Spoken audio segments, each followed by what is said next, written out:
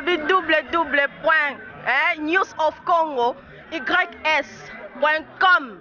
Babi biso toza international. Lelo na kati ya Dijon. Babi ici c'est Dijon.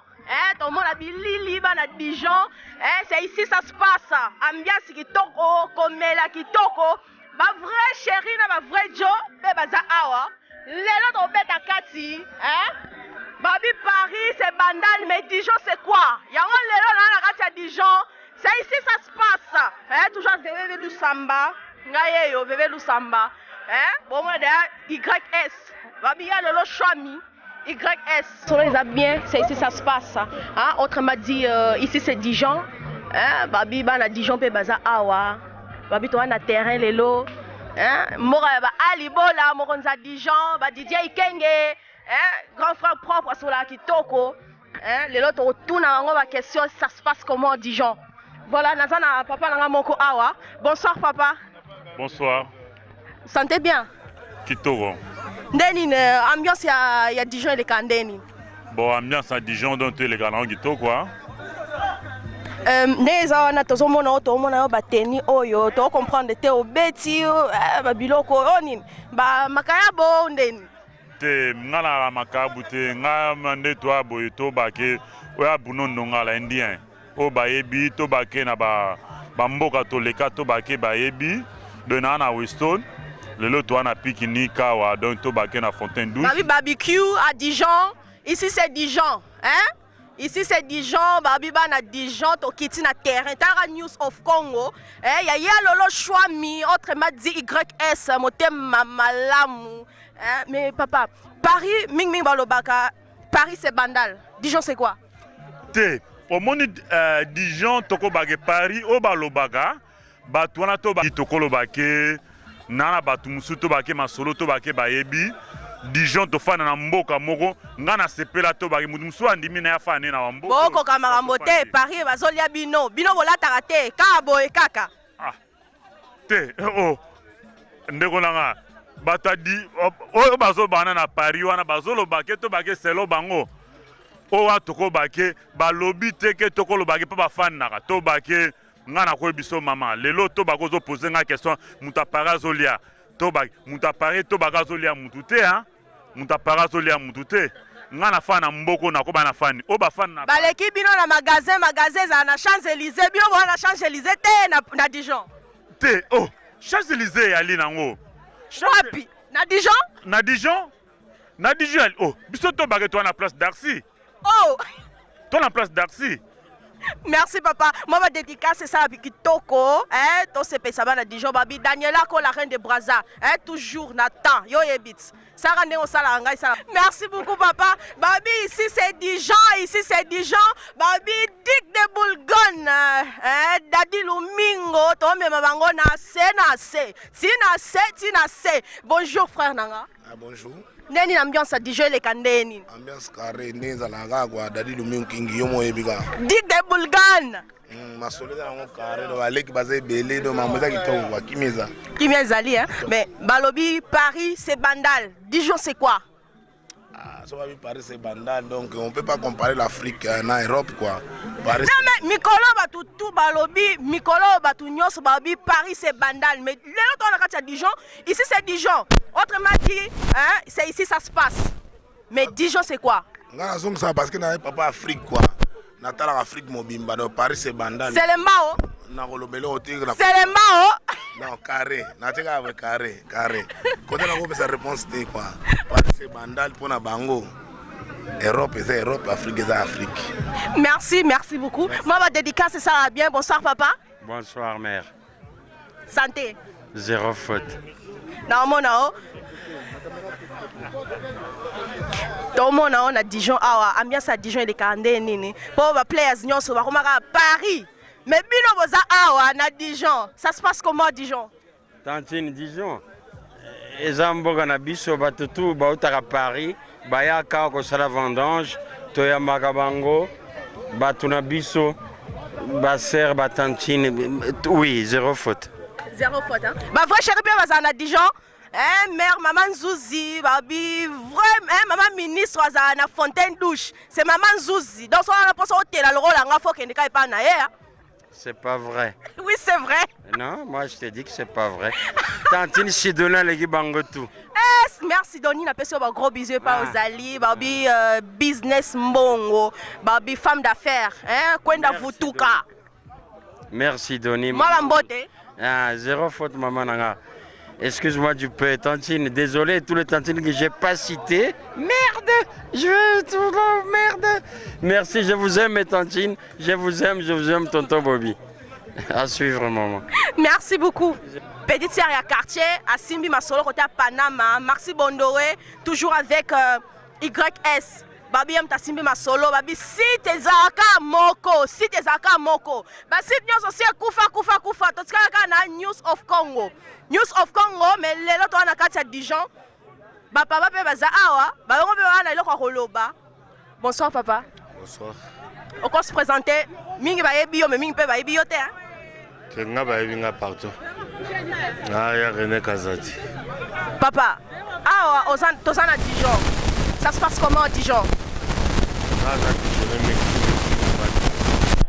Mais plus parisien.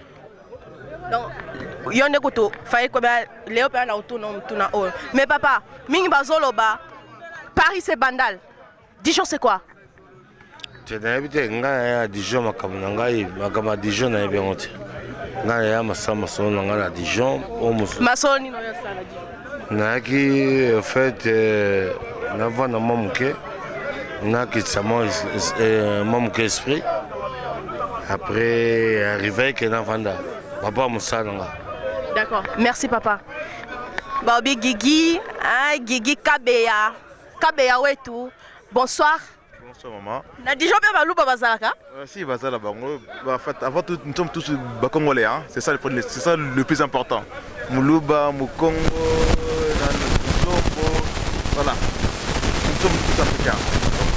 Dans ce pays de la Molibina, nous faisons un très grand honneur aux Anabissois. Parce que le lot a été la fête qui a rentré. Voilà. C'est à Dijon, donc voilà. Donc, moi je me présente, donc Naza Guigimou Kabeya. Donc Naza président de l'association Solidarité des jeunes africains. Association Pays appelle à Dijon. Donc l'association ils ont rassemblé tous les Africains. Et c'est à Dijon.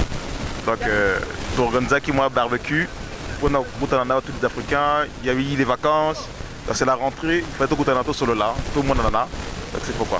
En tout, vous avez combien déjà dans l'association Labino? L'association c'est une association qui est très forte à Dijon. On est au moins une certaine personne déjà. Bon ça Nini, et ça par rapport à quoi? Par rapport à moi, réunion entre nous, et ça Nini, et ça par rapport à quoi? Réunion? Justement, c'est une très bonne question. Il y a une question.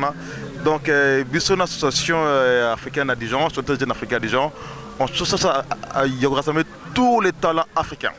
Tous les talents africains. Que ce soit du Congo-Brazzaville, du Congo-Kinshasa, de l'Angola, du Gabon, du Cameroun, de Centrafrique, de partout d'Afrique. On cherche à rassembler tous les talents africains pour se rassembler, pour se parler tous d'une seule même voix. C'est ça un peu l'association. Et puis permettre aussi l'intégration des jeunes qui viennent aujourd'hui en Europe. Parce que c'est pas facile. Vous connaissez très bien Vevo. Voyez bien. Donc, justement, pour nous aider au niveau encadrement, il y a un niveau intégration, la démarche, et tout comme ça. Voilà. Même ça, et même au niveau, il y a soutenir entre bisous. Parce que soit nous, les Africains, nous sommes Africains, on restera Africains, tout cela. Et donc, il faut tout à moi, directement entre bisous, il y a assistance, il y a quoi aider entre bisous. Donc c'est ça un peu, l'association ressemble tous les Africains ici à Dijon. Et je ne vais pas vous cacher les mots, c'est une association qui ressemble tous les Africains ici à Dijon, sans exception.